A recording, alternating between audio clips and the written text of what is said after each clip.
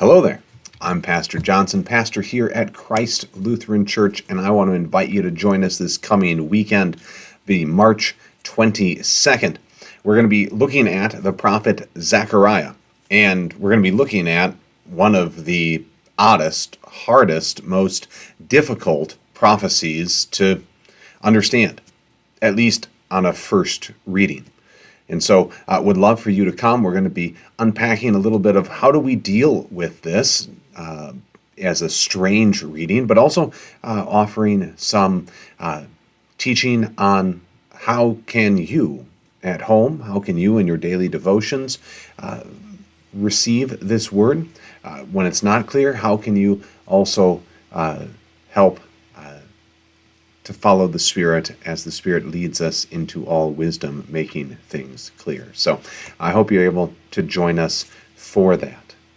Now, have a number of announcements for us today. The weekly announcements are like this. We sent out or handed out our time and talents sheet last Sunday. If you got that, please bring it back. Please bring it back filled out. As much as you're able, we want to connect you to various things. This is part of the flow and purpose, right? What drives the congregation. Why is Christ Lutheran here? We're here to share the good news of Jesus and to form people into the disciples of our Lord. And how do we do that? Well, we do that with Sunday morning worship. From that worship, we receive the gifts of God and we are connected to others. And this time and talent sheet helps us to connect you to various groups, to people, so that you can then, in real life, work out and work on these skills, blessings, teachings that the Lord gives to you, and in turn, kind of turn that back into service for the church so that the church might continue to preach and teach the truth of our Lord Jesus Christ. So if you have a time and talent sheet, please bring it back.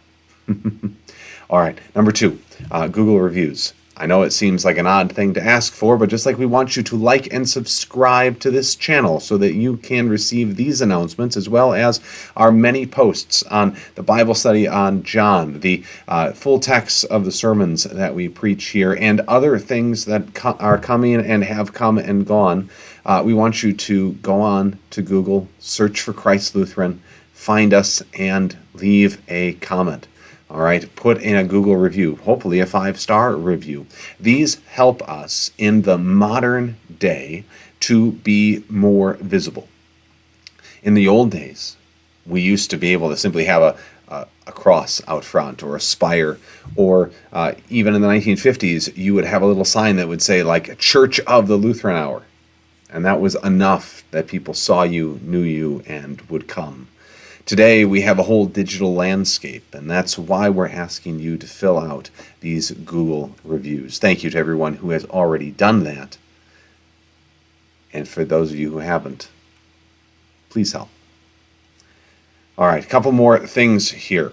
We are still looking for men for the men's chorus. This will be April 3rd.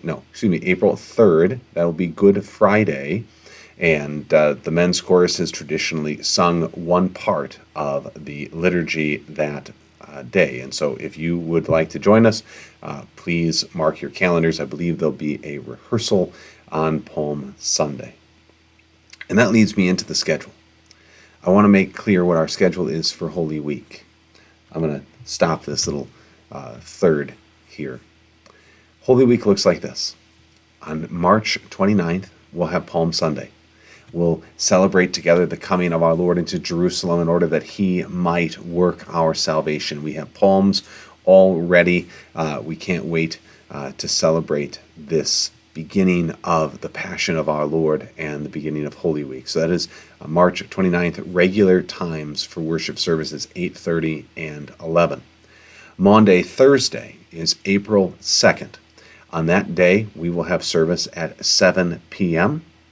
That service will end with the stripping of the altar and the reciting of Psalm 22. We end in silence that day, and we begin in silence on Good Friday. On Good Friday, April 3rd, we invite you to join us for worship at 8 p.m. Again, there's an hour difference there. I apologize if that's a little bit confusing. We do that primarily to attend to the seasonal changes of light. When Easter is a little bit later, that later time on Good Friday assists us in having a fully dark sanctuary. So again, Good Friday, April 3rd, we worship at 8 p.m. There will be a service of darkness with that service and the Serapis, the big sound, as well to punctuate its end. We then join together on the most holy day, Easter Sunday. That'll be Sunday, April 5th, first Sunday of April. Service of light is at 7:45. We'll meet out at the fire pit, provided that it's not raining right now. The long forecast looks like it might be. If that is the case, then we'll meet inside. Either way, we will bring light back into the sanctuary, having ended the service of Good Friday in darkness. We begin Easter with the resurrection of Christ and the restoration of the light of the world. We then worship at 8 a.m. for our first service on Easter Sunday, and at 11 for our second service. We are looking for people to assist us with the Easter breakfast that is traditionally between those services. Please see Scott Beam or sign up in the narthex if you would like to help or can bring something. Now, onward to our last piece here, Pastor's Chat. I want to speak just briefly about contentment. I'm recording this on a day right before I'm about to preach on the seventh commandment, on stealing. Stealing is something that, well, frankly, a lot of people do. Maybe even you are guilty of it. But at the heart of it, stealing is about trying to grab hold of contentment, about having enough and feeling like you have enough. And so I want to encourage you, in a society that is oriented and always pushing us towards more, whether it be to steal from others to get more, or whether it's just to do more yourself, to realize that you can actually be content with what you have. You can be content with where God has placed you. You don't need to be worried or driven to more, to greater, to whatever else. Those are temptations of the world, seeking always after more and more. There is a wonderful Christian skill that is underutilized by the church, and that is the practice of contentment. That is not only to be grateful for what God has given to us, but to be content with where God has placed us in the world, not seeking greater and more, but seeking to be where God has placed us and finding joy in this little beginning of the new Eden that Christ has brought through his death and resurrection. So, just something for you to chew on. Think about contentment, not being driven by whatever might come next, whatever's the next project, the big thing, the whatever.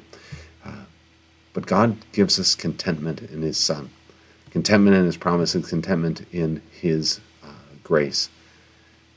It'd be good to dwell in that a while, particularly as we finish up this season of Lent and prepare for the celebration of Easter. With that, the Lord bless and keep you, and I hope I see you on Sunday.